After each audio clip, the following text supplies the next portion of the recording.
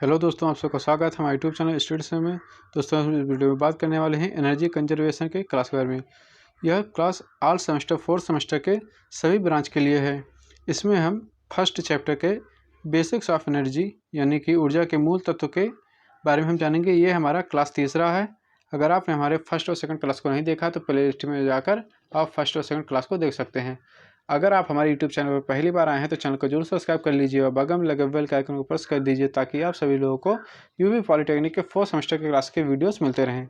अगर आपने हमारे टेलीग्राम ग्रुप को ज्वाइन नहीं किया है तो नीचे डिस्क्रिप्शन में टेलीग्राम ग्रुप का लिंक दे दिया गया है। नीचे डिस्क्रिप्शन में जाकर आप टेलीग्राम ग्रुप को ज्वाइन कर लीजिए ताकि आपको फ्री में पीडीएफ्स, बुक के पीडीएफ्स और नोट्स प्रोवाइड हो सकें। ये हमारा व्हाट्सएप नंबर है। अगर आप कुछ पूछना चाहते हैं तो इस व्हाट्सएप नंबर से पूछ सकते हैं। चलिए बढ़ते हैं क्लास की तरफ। तो हम आज जानेंगे कि सौर ऊर्जा किसे कहते हैं और इसकी क्या उपयोगिता है, यानी कि इसके कौन कौन से इसमें उपयोग होते हैं सौर ऊर्जा में। तो सौर ऊर्जा यानी कि सोलर एनर्जी क्या है? सूर्य अपनी ऊर्जा को समान रूप से सभी दिशाओं में विकिरित करता है। यानी सूर्य जो है वह अपनी ऊर्जा जो है वह सभी दिशाओं में बिखेरता है और यह विकिरण विद्युत चुंबकीय तरंग के रूप में होती है। यानी कि यह जो विकिरण है वह विद्युत चुंबकीय तरंग के रूप में होती हैं और जिस किसी वस्तु पर यह तरंगें गिरती हैं और उसमें अवशोषित होती हैं तो उस वस्तु का तापमान बढ़ जाता है। यानी कि ये जो विकिरण है यह विकिरण किसी वस्तु पर पड़ेंगी, उसमें अवशोषित हो जाएंगी विकिरण, तो उस वस्तु का तापमान बढ़ जाएगा। और विकिरण द्वारा जीवनदायिनी ऊर्जा इस सौरमंडल को प्राप्त होती है। यानी कि इस सौरमंडल को प्राप्त होती हैं जो जीवनदायिनी ऊर्जा है। और सौर ऊर्जा क्या है? एक स्वच्छ, समाप्त न होने वाली, प्रचुर मात्रा में उपलब्ध सर्वव्यापी नवीकरणीय ऊर्जा है। यानी कि जो सौर ऊर्जा है वह स्वच्छ, समाप्त न होने वाली, प्रचुर मात्रा में उपलब्ध सर्वव्यापी नवीकरणीय ऊर्जा है। और इसमें सौर ऊर्जा में कुछ खामियां भी हैं, जैसे ऊर्जा का तनु रूप में से होना, यानी कि ऊर्जा का तनु रूप से होना, रुक रुक कर उपलब्ध होना, अनिश्चित होना यानी कि निश्चित नहीं रहती है, तथा एक समान और सतत रूप से उपलब्ध न होना, यह उसकी खामियां हैं सौर ऊर्जा की। फिर भी पवन ऊर्जा की अपेक्षा यह अधिक विश्वसनीय है। यानी कि जो सौर ऊर्जा है वह पवन ऊर्जा की अपेक्षा अधिक विश्वसनीय होती है। अब हम देखते हैं सौर ऊर्जा के प्रत्यक्ष रूप से दो उपयोग। पहला है कि विकिरण ऊष्मा, यानी कि विकिरण ऊष्मा जो है उसको एकत्रित करके उसका प्रयोग ऊष्मीय निकाय में करना। और दूसरा है हमारा उपयोग कि विकिरण ऊष्मा को एकत्रित करना और उसे प्रत्यक्ष रूप से फोटोवोल्टाइक सिस्टम द्वारा विद्युत ऊर्जा में परिवर्तित करना। यानी कि उसको उसमें ऊर्जा को एकत्रित करेंगे, उसके बाद उसे प्रत्यक्ष रूप से फोटोवोल्टाइक सिस्टम के द्वारा उसे विद्युत ऊर्जा में परिवर्तित कर देंगे। आगे बताया गया है कि पहली विधि को हम सोलर थर्मल कहेंगे, यानी कि उसके विकिरण ऊर्जा को एकत्रित करके उसमें ऊर्जा में बदलेंगे, तो उसमें निकाय में बदलेंगे, तो उसको हम कहेंगे सोलर थर्मल। और उसके दूसरा क्या है कि उस विकिरण ऊर्जा को एकत्रित करके फोटोवोल्टाइक सिस्टम के द्वारा उसे विद्युत ऊर्जा में हम परिवर्तित कर देंगे, तो उसे हम क्या कहेंगे? Solar photovoltaic system. आगे बताया गया है कि सौर ऊर्जा कई अन्य रूपों में भी देखने को मिलती हैं। जैसे हो गया हमारा सौर ऊर्जा के अप्रत्यक्ष रूप, जैसे देखेंगे कि जैसे पवन ऊर्जा हो गया, बायोमास ऊर्जा, ज्वारीय ऊर्जा, समुद्री ऊष्मीय ऊर्जा, समुद्री लहर ऊर्जा, जीवाश्म ऊर्जा और हाइड्रो ऊर्जा आज जो है ये क्या है? ये सौर ऊर्जा के अप्रत्यक्ष रूप हैं। अतः सौर ऊर्जा क्या है? सभी प्रकार की ऊर्जा की जननी होती है। यानी कि जो सौर ऊर्जा होती है वह सभी प्रकार की ऊर्जा की जननी होती है, केवल नाभिकीय ऊर्जा को छोड़कर। यानी कि सौर ऊर्जा क्या है? सभी प्रकार की ऊर्जा की जननी है, चाहे वह परंपरागत हो, अपरंपरागत हो, नवीकरणीय हो या फिर अनवीकरणीय हो, केवल नाभिकीय ऊर्जा को छोड़कर। नाभिकीय ऊर्जा ही इसका अपवाद है। यानी जो सौर ऊर्जा है वह सभी ऊर्जाओं की जननी है, यानी कि परंपरागत या नवीकरणीय हो या अनवीकरणीय, और जो इसका नाभिकीय ऊर्जा है यह सौर ऊर्जा का अपवाद है। अब हम आगे देखेंगे कि सौर ऊर्जा के प्रत्यक्ष उपयोग में सर्दी में जो प्रत्यक्ष उपयोग देखेंगे, यानी कि जो शरीर है वह शरीर को सर्दी में गर्माहट मिलती है, क्या किसके कारण मिलती है? सौर ऊर्जा के कारण कपड़े सुखाना, टिम्बर, चारा, साल्ट वाटर सुखाना यानी कि नमक बनाना, कृषि उत्पादों को सुखाना, यह क्या है? यह सौर ऊर्जा का दोहन करती हैं। यह सौर ऊर्जा के प्रत्यक्ष उपयोग के उदाहरण हैं। सौर ऊर्जा का दोहन करने वाली विभिन्न प्रकार की युक्तियां अग्रलिखित हैं। चलिए अब देखते हैं कि सौर ऊर्जा का दोहन करने वाली विभिन्न प्रकार की युक्तियां कौन कौन सी हैं। हम देखते हैं कि सौर ऊर्जा का दोहन करने वाली विभिन्न युक्तियां कौन कौन सी हैं। फर्स्ट है हमारा सौर ऊर्जा कुकर यानी कि सोलर कुकर। दूसरा है सौर जल हीटर यानी कि सोलर वाटर हीटर। तीसरा है सौर शोषक यानी कि सोलर ड्रायर। और चौथा है सौर ऊर्जा आसवन इकाई यानी कि सोलर डिस्टिलेशन यूनिट। तो हम देखेंगे पहले सौर ऊर्जा कुकर यानी कि सोलर कुकर।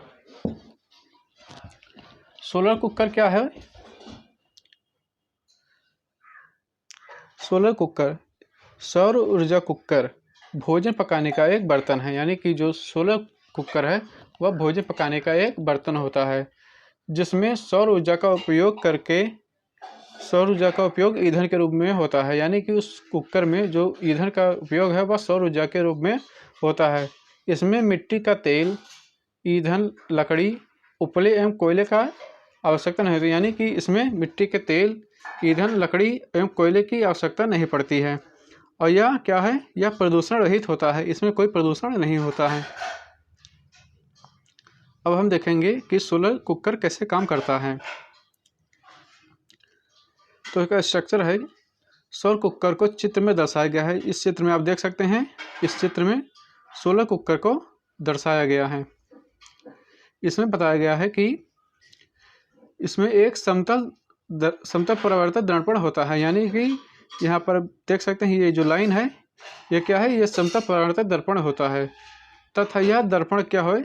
एक लकड़ी के बॉक्स बने होते हैं। यानी कि यह दर्पण लकड़ी के बॉक्स से बने होते हैं, लकड़ी के बॉक्स के द्वारा बनाए जाते हैं। उनके ऊपर ये दर्पण रखा जाता है जो कि अंदर से काले रंग के पेंट के द्वारा रंगे जाते हैं। यानी कि यहाँ पर ये जो आप देख सक रहे हैं ये वाला हिस्सा, इस हिस्से पर काले रंग से पेंट किया जाता है। इस हिस्से को काले रंग से पेंट किया जाएगा। उसके बाद उसके ऊपर कुचालक भर दिया जाता है। यानी कि ये जो हिस्सा है इस हिस्से के अंदर यहाँ पर क्या होगा? कुचालक भर दिया जाएगा। यानी कि इंसुलेशन भर दिया जाएगा ताकि जो ऊष्मा है वह बाहर ना जा सके। उसके बाद क्या करेंगे? कुचालक भर दिया जाता है। इसको सहारने के लिए रबड़ की पैकिंग को लगाकर एक कांच के ढक्कन को लगा देते हैं। यानी कि यहाँ पर आप देखते हैं, इसको ढकने के लिए यहाँ पर ये जो कांच है, इस कांच के बगल ये जो काला काला आपको दिखाई दे रहा है ये रबड़ की पैकिंग है। इस पैकिंग के द्वारा ही कांच को रोका जाता है। आगे बताया गया है, और ये जो कांच का ढक्कन है यह भोज्य पदार्थ को सुरक्षित रखता है। यानी कि जो भोज्य पदार्थ है उसको सुरक्षित रखेगा। यहाँ पर आप देख सकते हैं ये जो बॉक्स है इसी में खाना रखा जाता है। ये खाना जैसे कोई बर्तन है, घर के जो बर्तन होते हैं उसी को यहाँ पर रखा जाता है। और ये जो किरणें हैं ये क्या है? सौर ऊर्जा की विकिरण। और ये जो यहाँ पर आप देख रहे हैं ये चीज़, ये क्या है? कांच का ढक्कन है, ये रबड़ की पैकिंग है और ये लकड़ी का बॉक्स है।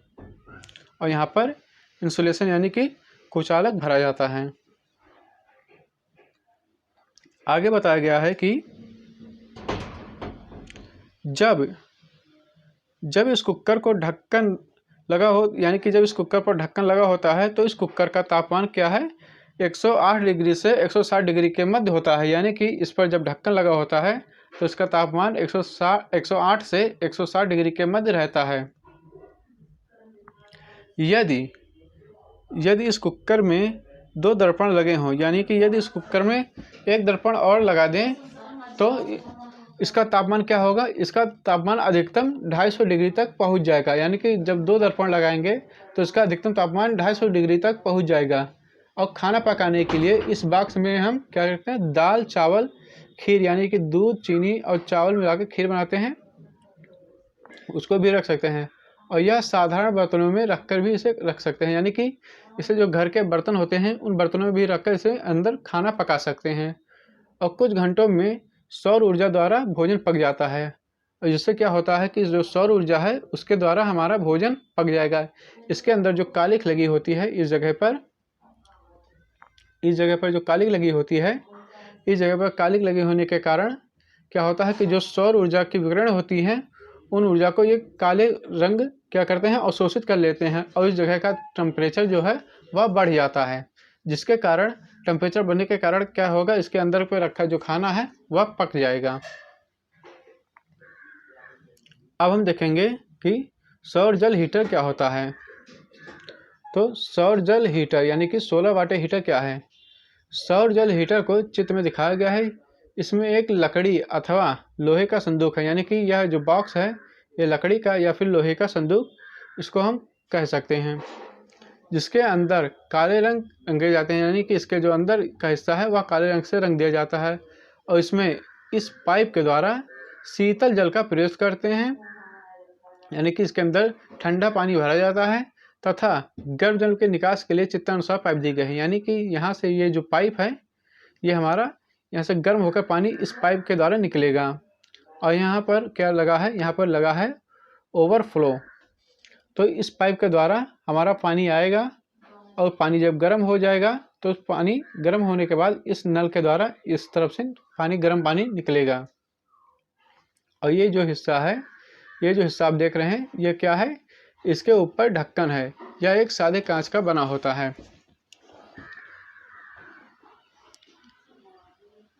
इसमें बताया गया है कि सूर्य से प्राप्त ऊर्जा को जब पाइप के ऊपर डाला जाता है, यानी कि जब सूर्य से प्राप्त जो ऊर्जा है जब पाइप के ऊपर डाला जाएगा तो पाइप में उपस्थित जल क्या होंगे, उस जल के तापमान में वृद्धि होगी और इसका तापमान यानी कि इसका जो टेम्परेचर होगा, पाइप के अंदर का तापमान जो होगा वह 80 डिग्री तक पहुंच जाता है और इस गर्म जल का प्रयोग कर लिया जाता है। यानी कि ये जो पानी है इसके अंदर जो पानी रहेगी वो गर्म हो जाएगी और उस गर्म पानी का हम उपयोग कर सकते हैं।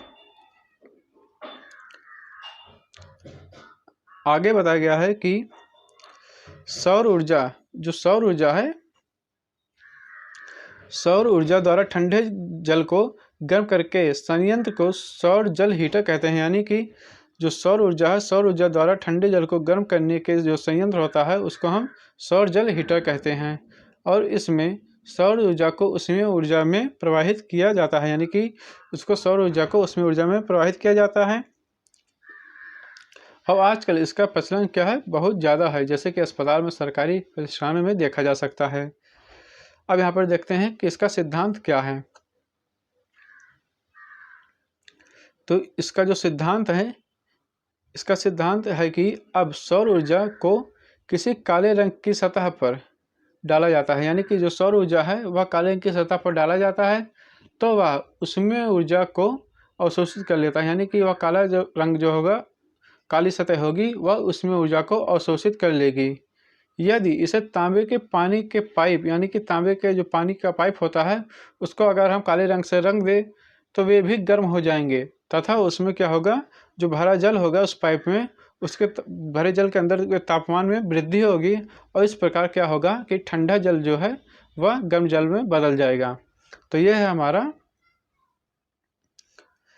Solar water heater.